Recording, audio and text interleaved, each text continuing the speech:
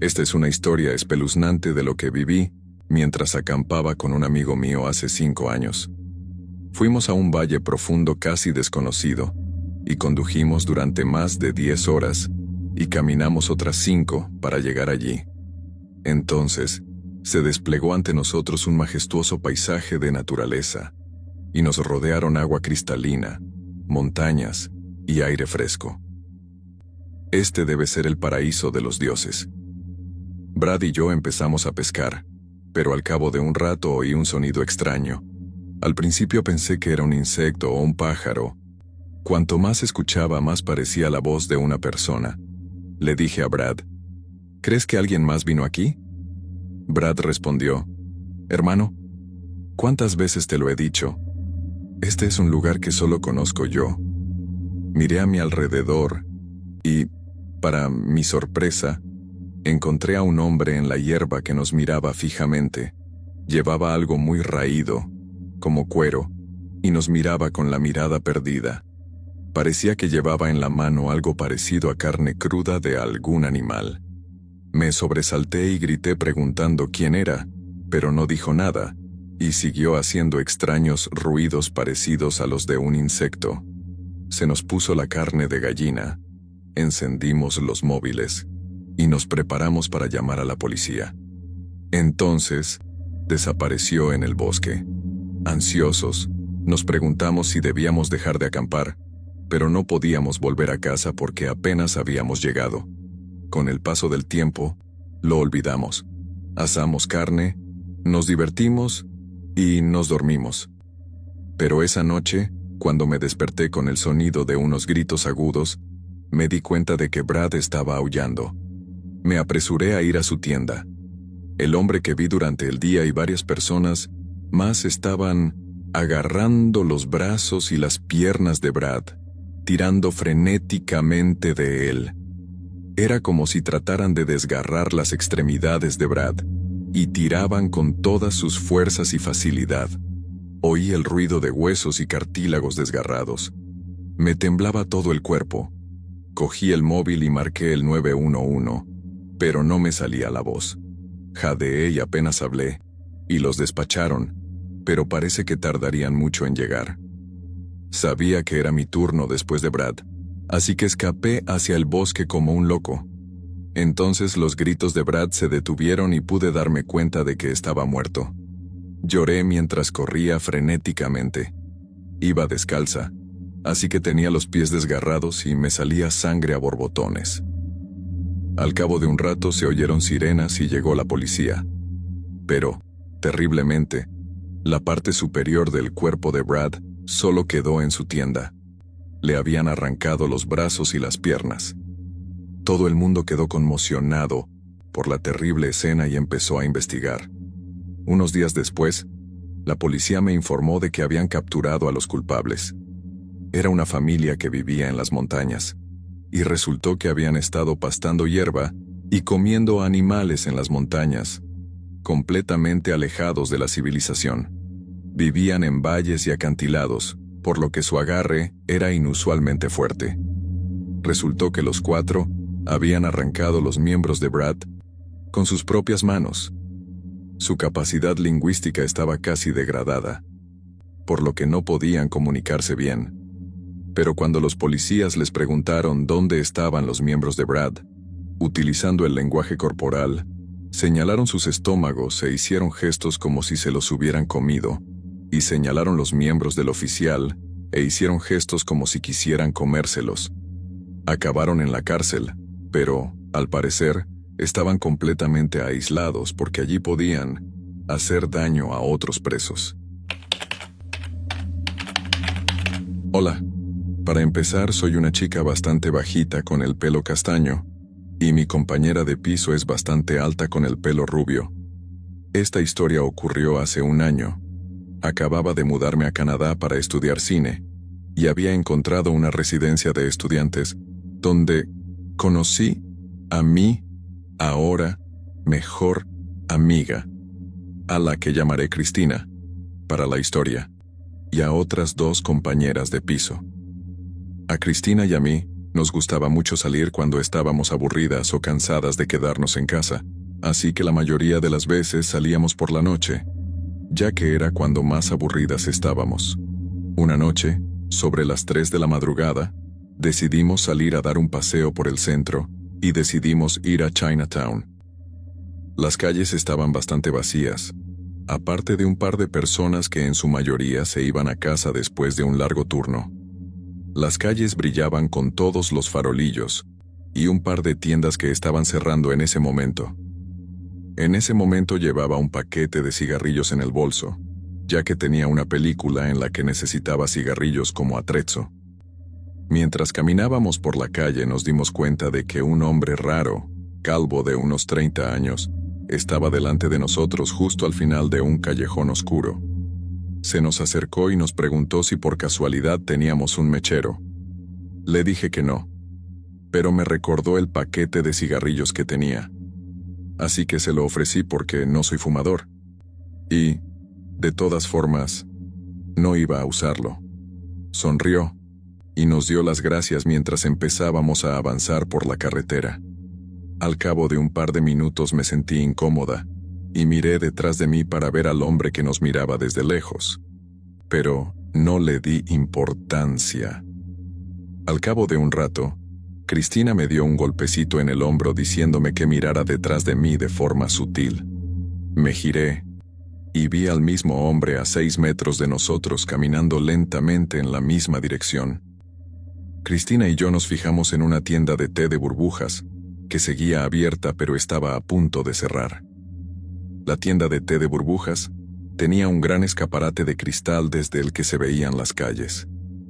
Entramos a tomar algo, y mientras esperábamos el extraño encuentro, ya no estaba en nuestra mente. 10 minutos más tarde, yo estaba mirando por la ventana cuando de repente, el hombre pasó por delante de la ventana y se detuvo mirándonos fijamente. Puso ambas manos contra la ventana mirándonos con los ojos muy abiertos. Entonces decide entrar, mira a la cajera y le pregunta, ¿qué es esto? La cajera le dice que es una tienda de té de burbujas, pero que ya hemos cerrado. Se quedó mirándola sin decir nada. La cajera dijo que no tomábamos pedidos, que estaba cerrado. Cristina, la cajera y yo nos miramos sintiendo que algo no iba bien.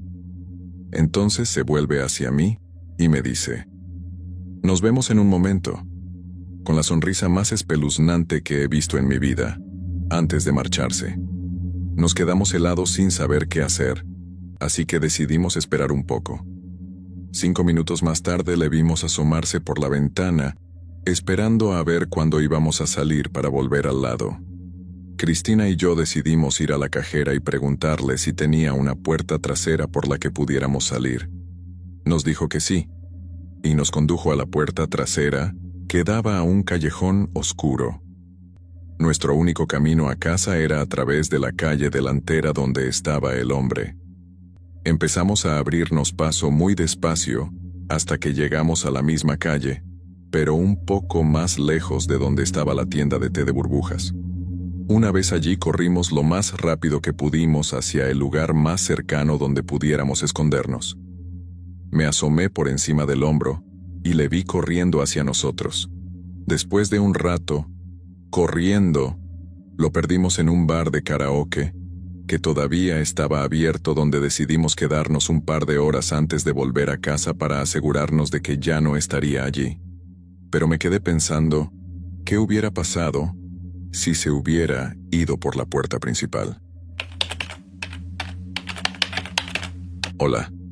He estado viendo todos vuestros vídeos de miedo cada vez que los subís.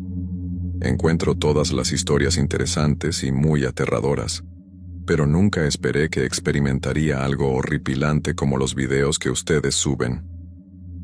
Esta es mi historia. Soy una chica que vive en una provincia de Filipinas, donde la gente es muy supersticiosa, sobre todo los ancianos.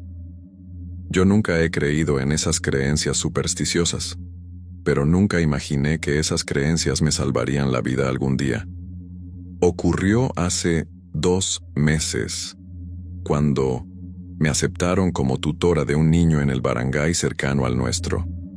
El sueldo era bueno, y la familia también. Habían pasado 3 semanas desde que empecé a dar clases de matemáticas a su hijo, y me dirigía a su casa cuando noté que la gente me miraba raro, como si hubieran visto un fantasma o algo así. Me encogí de hombros y me dirigí a casa del alumno. Llamé a la puerta y sonreí a la madre, que me devolvió la sonrisa, pero ésta se desvaneció de repente y me miró como la gente de la calle. Pensé que me había estropeado el maquillaje o algo así que le pregunté, pero se quedó callada. El incómodo silencio se interrumpió cuando oí la alegre voz de mi alumna gritando mi nombre y corriendo hacia mí.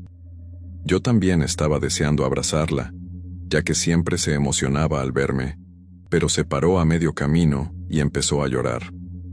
Su madre volvió a la realidad y dijo, «Quizá esté cansada. Puedes sentarte en el salón mientras preparo la comida». Aunque estaba confusa, me senté en el sofá cercano y oí los gritos de mi alumna. «¿Por qué le falta la cabeza a mi profesor?». Me sorprendió lo que dijo la niña, y se volvió aún más espeluznante cuando su padre se me acercó, también con cara de susto, y me dijo, «Creo que deberías irte a casa por ahora, pero recuerda, si llegas a casa, quema toda la ropa que lleves puesta hoy». No tenía sentido, pero asentí y me fui a casa. En casa, recordé todas aquellas cosas extrañas que habían sucedido y se lo conté a mis padres. Mis padres, que nunca habían sido supersticiosos, se levantaron de repente y empezaron a rezar.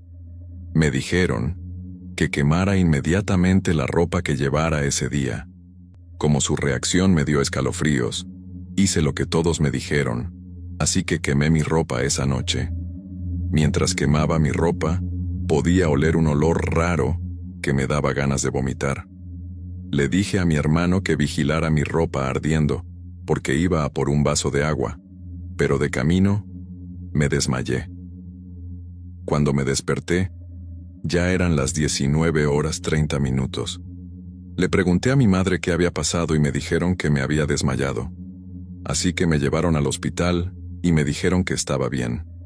Como no podía despertarme por la mañana, mis padres informaron a los padres de mi alumno de que no iría, ya que estaba enfermo. Pero lo siguiente me sorprendió porque mientras escuchábamos la radio, oímos que había habido un tiroteo en la calle a las 8:30 de la mañana. Y por suerte, nadie resultó herido, ya que nadie caminaba por esas calles a esa hora. Pero esa es la misma calle por la que siempre camino exactamente a las 8:30 de la mañana para llegar a casa de mi alumno. Entonces me di cuenta de que la razón por la que mi alumno me vio sin cabeza es que estaba a punto de tener un accidente, y si no hubiera quemado mi ropa, habría sido víctima del tiroteo.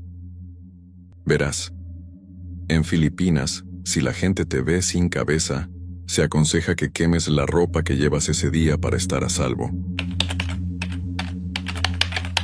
Hola, soy Rachel, pero por favor llámame Raj. Acabo de enterarme hoy de que mi tío es en realidad un conocido asesino. También soy la sobrina más joven. Te doy pleno permiso para grabar un video sobre esto. Sabía que mi tío era un poco raro cuando era pequeña, y si le preguntaba a mi madre o a otro familiar por parte de padre, me decían simplemente que Ted había hecho cosas muy malas antes de que tú nacieras, así que no te está permitido estar a solas con él. Todo eso cambió cuando cumplí 13 años el 7 de abril. Un tiempo después de cumplir los 13, de repente saqué el tema de Ted, y mi madre se sintió un poco más cómoda al decirme que, efectivamente, había matado a 2 personas. Mató a un hombre y a una enfermera. Me sorprendió que mi madre entrara en más detalles, pero me di cuenta de que aún no se sentía cómoda contando todos los detalles de lo que hizo Ted, y sinceramente, no podía culparla por ello. Incluso me contó que después de que ella y mi padre se divorciaran porque él la engañaba y no era un buen padre, mi padre, que se llama James, le dijo a Ted que me acosara a mí, a mi hermana mayor y a mi madre, y así lo hizo. Los vecinos pillaron a Ted vigilándonos en su patio y llamaron a la policía. Una vez incluso dejó una amenaza de muerte en el vehículo de mi madre después de no conseguirle algo de Chick-fil-A o McDonald's o algo así. Después de que Ted se mudara, mi madre cambió todas las cerraduras de la antigua casa y se negó a dejarle entrar. Incluso dijo que a mi hermana y a mí no se nos permitía estar a solas con Ted en los papeles de divorcio de mi madre y mi padre. Entonces, hoy, el 19 de septiembre de 2021, mi madre por fin se sintió lo suficientemente cómoda para contármelo todo. Ted Meyer, mi tío, ha matado en un incendio a una enfermera muy rica y conocida junto con otra enfermera. Intentaba ser el héroe, pero acabó matándolas a ellas. Mi madre me dijo que planeó todo esto durante unos años, y luego, en 1999, llevó a cabo el plan. Incluso dice esto en un artículo sobre Ted Meyer. Dice así: Theodore Ted Meyer es un ex boina verde reconvertido en enfermero diplomado, que fue condenado por incendio provocado en 1999, en el que murieron Edmond Safra y otra enfermera, Vivian Terren, en el ático de Safra en Mónaco. En octubre de 2007, Meyer fue puesta en libertad tras cumplir 8 años de cárcel. También había un artículo sobre una de sus víctimas que decía lo siguiente: Edmond J. Safra era un banquero libanés brasileño que continuó la tradición familiar de banca en Brasil y Suiza. Estuvo casado con Lily Watkins desde 1976 hasta su muerte. Murió en un incendio que despertó gran interés en los medios de comunicación y que, según se determinó judicialmente, fue provocado. Después de buscar quién es Ted Meyer, me enteré de lo que realmente hizo. Explica mucho de por qué él dio una sensación muy extraña, por qué no se le permitía estar sin supervisión o quedarse solo cerca de los niños, y por qué ya no se le permite venir a las reuniones familiares. La razón por la que quiero compartir este post es para advertir a la gente sobre mi tío, al que muchos conocen como Ted o como Ted Meyer. Por favor, mantente alejado de este hombre. No hagas contacto visual con él y nunca acojas a este hombre en tu vida. Es muy peligroso y está dispuesto a cometer otro crimen como el que cometió en Francia. Me imagino lo que me haría si estuviera a solas con él y no hubiera nadie cerca, y doy gracias a mi madre por habernos protegido a mí y a mi hermana mayor. Esto es lo que experimenté cuando tenía 17 años. En aquella época estaba en buena forma porque dominaba muchos deportes, como el boxeo y la lucha libre. Pero un día, Alexander, un conocido delincuente de mi escuela, me pidió pelea. Me quedé perplejo y le dije: si te pego, irás directo al cielo. Pero no debería haberlo dicho. Gritó de repente con rabia: te haré pedazos, te comeré y luego cagaré. Me quedé perplejo, pero me di cuenta de que no podía hacer nada. Corrió hacia mí y me dio un puñetazo y yo le devolví el puñetazo enfurecido. Mi puño lo tiró al suelo y empezó a gotear sangre de su nariz. Intenté ayudarle a levantarse, diciéndole que lo sentía y que paráramos. Pero me agarró, me tiró al suelo y empezó a pegarme. Me enfurecí y le di un buen puñetazo. Volvió a caerse y no podía levantarse porque le dolía. Le grité que parara, pero ya estaba medio loco. Se levantó de nuevo y gritó mientras se acercaba a mí: ¡luchemos!, grité. ¡Para! ¡Por favor! Vas a morir si sigues haciendo eso, dijo sonriendo. Claro que sí. Uno de los dos debe morir. Se abalanzó sobre mí, lo levanté y lo inmovilicé contra el suelo. Se rompió el cuello, se levantó con el cuello roto y volvió corriendo hacia mí. Le hice tropezar con la pierna y se rompió el brazo al caer. Se abalanzó sobre mí con los brazos también rotos. Le grité que parara, pero corrió hacia mí gritando: «Me detendré cuando mueras». Le di una patada muy fuerte y salió volando a 3 metros de distancia. Cayó al suelo e intentó levantarse, pero parecía tener todo el cuerpo roto, y no podía moverse. En ese momento llamé a la policía. Llegó la policía y se lo llevaron en ambulancia. Lo hospitalizaron y lo llevaron a la unidad de cuidados intensivos. Yo resulté herido, ya que también me golpeó, pero no hubo lesiones importantes. Al cabo de un rato, recibí otro mensaje de texto suyo. Había 2 palabras escritas en ese mensaje. Peleemos. Al final le llamé, me disculpé y le dije que me había rendido.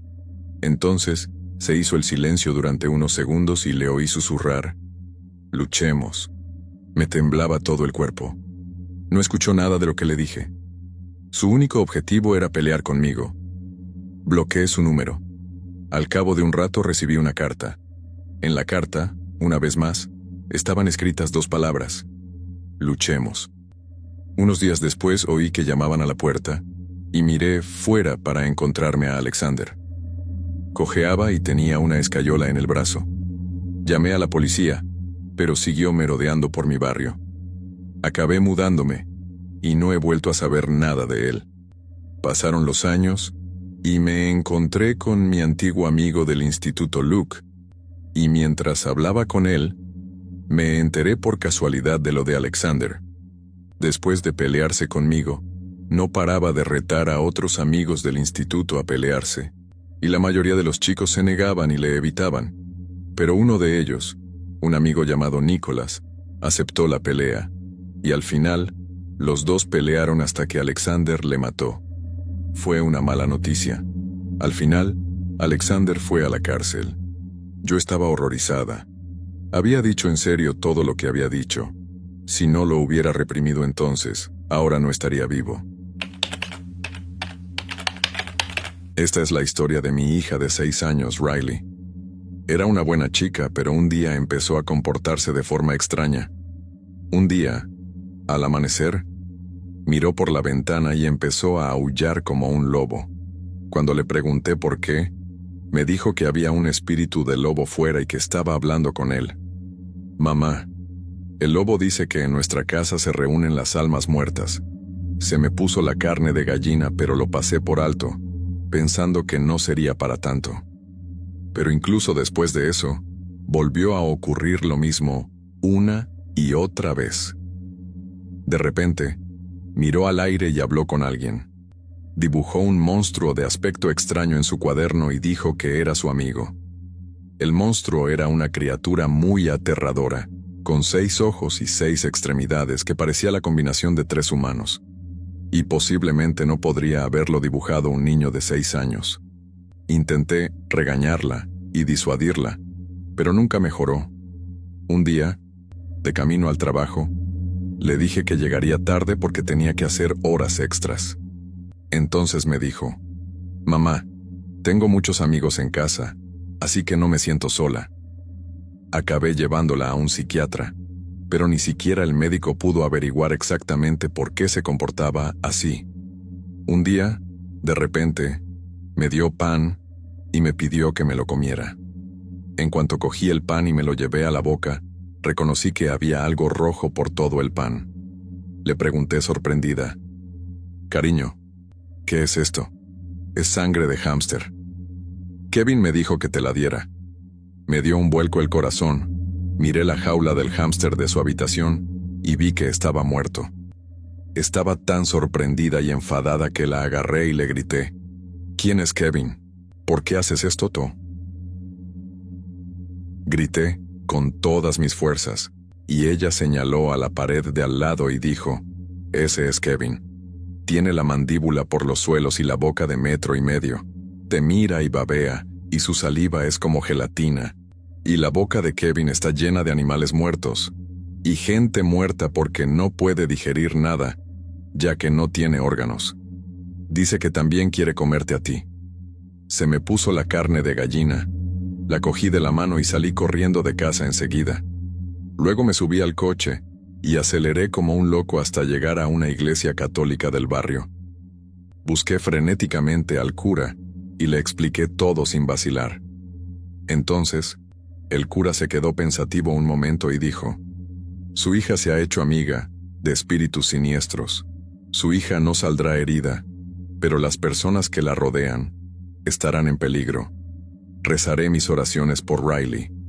El cura la abrazó y rezó el rosario durante mucho tiempo, y ella se burlaba de la oración o se la gritaba al cura en un idioma desconocido. Yo estaba muy avergonzada y no me lo podía creer, pero no había otro remedio, así que seguí visitando al cura después de aquello. Después de visitar la iglesia docenas de veces, sorprendentemente, Riley volvió poco a poco a la normalidad. Ya no miraba al vacío, no hablaba sola ni hacía nada raro. Yo estaba muy contenta y ahora mi familia podía llevar una vida normal. No fui más a la iglesia, y después de unos meses así, un día Riley volvió a mirar al aire y gritó: «Mamá, el cura está aquí». Me sorprendí y le pregunté: «¿El cura? ¿Por qué está aquí?». Entonces Riley señaló al aire, y no había nada de lo que estaba señalando, y dijo con una sonrisa brillante: «Aquí está en la boca de Kevin,